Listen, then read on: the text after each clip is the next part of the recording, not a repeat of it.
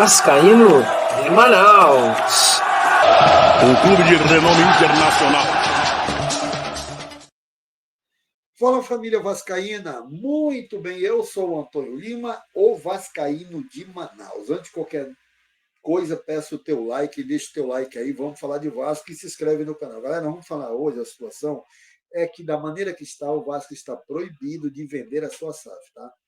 Vou colocar aí a matéria do professor José Humberto, que é especialista em assuntos empresarial, ele é um professor que conhece tudo de SAF, ele fala da SAF do Vasco, dizendo que está impedido do Vasco vender para o Grego, hein? O Grego está interessado, mas a situação é feia. Ouça aí que fala o professor José Humberto, entendeu? Vamos lá ouvir o que fala o professor, se liga aí.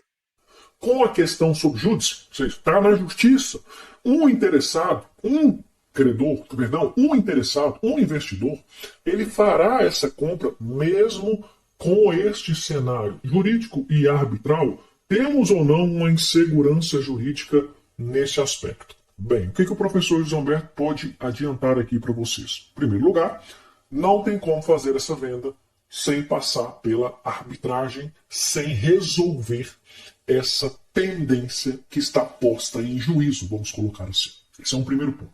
Segundo, não tem como a EICAP fazer a venda das ações dela sem dar preferência para o Vasco, mesmo que o acordo de sócios esteja suspenso. Porque ali na SA deve ser dada preferência ao outro acionista. O que isso dá segurança para o Vasco? De que não será feita a venda para um terceiro sem passar pelo Vasco. O Vasco precisa ser consultado. Terceira informação aqui muito relevante. O negócio, a compra do Vasco, caso aconteça, ela precisa passar pela arbitragem para formalizar dentro desse acordo como que essa compra será feita. Vamos pensar aqui da seguinte maneira. Que só o Vasco faça a venda da parte dela e que o investidor compre as 39 outros por cento. Mas como ficará a situação da EICAP? Ela poderá permanecer como acionista? Ou ela também obrigatoriamente deverá fazer a venda? Ou será feita a venda da parte dela, da EICAP, mais os 39%, mais um pedaço do Vasco? Vocês percebem que o investidor é quem determinará na proposta o que atenderá às expectativas dele? Por quê? Pedrinho já deixou claro, o Vasco Associativo não quer ficar com controle, mesmo porque o investidor desejará ter o controle. É assim que funciona. Para se ter uma ideia, essa decisão de afastamento do acionista majoritário em SAFs é a primeira que aconteceu no mundo. Então vejam a complexidade da questão aqui. Bom, família, então vocês viram a explicação do professor José Humberto, ele que é um professor formado em direitos empresarial. Você ouviu a primeira parte dele dizendo que é impossível o Vasco fechar negócio dessa forma. Agora eu vou colocar outro trecho da entrevista do professor para você ver a situação que é gravíssima. Ouça aí a segunda parte.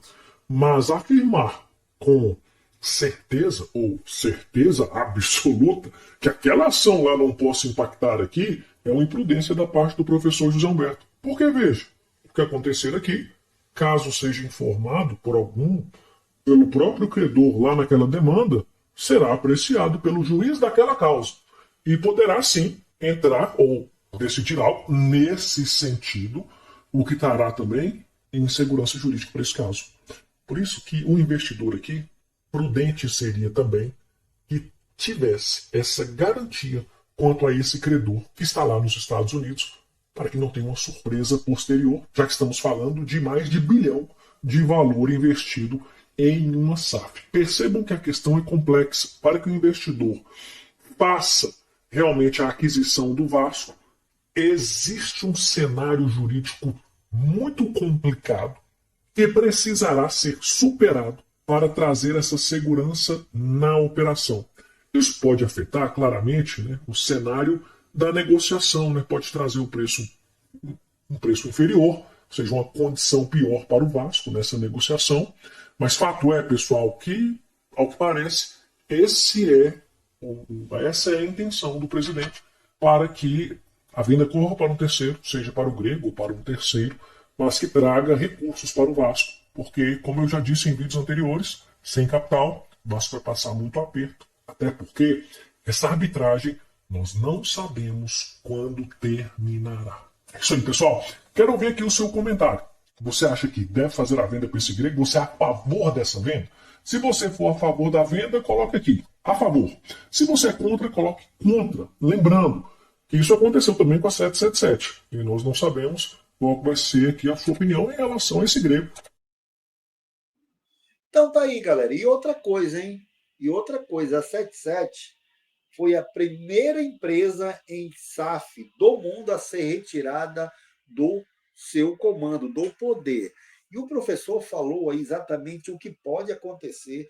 Essa ação que é movida lá nos Estados Unidos contra a Incap pode sim melar a venda da SAF do Vasco para qualquer investidor, ou para o grego, ou para qualquer um outro, pode melar sim. Então, como está sob júdice, depende muito da justiça, exatamente se vai acatar a decisão do Vasco, esse conselho arbitral que irá também exatamente julgar essa questão. Então, acredito que deu para vocês ouvir aí o professor José Humberto, ele está no YouTube, tá? É só você procurar professor José Humberto, ele realmente é formado, conhece muito em direito empresarial, tá? Dê uma olhada lá e deixa o joinha aí, tá bom, galera? E curte aí e compartilha aí para você tirar suas dúvidas aí sobre o que falou o professor José Humberto. O cara conhece muito, né? Ele disse do molde que está hoje aqui, o Vasco não tem como vender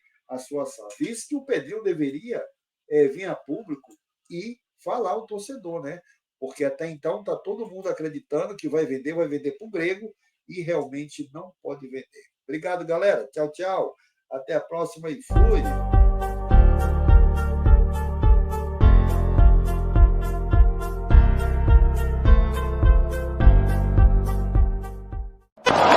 Alô, Vasco da Gama! Com Vascaíno de Manaus. Um clube de renome internacional.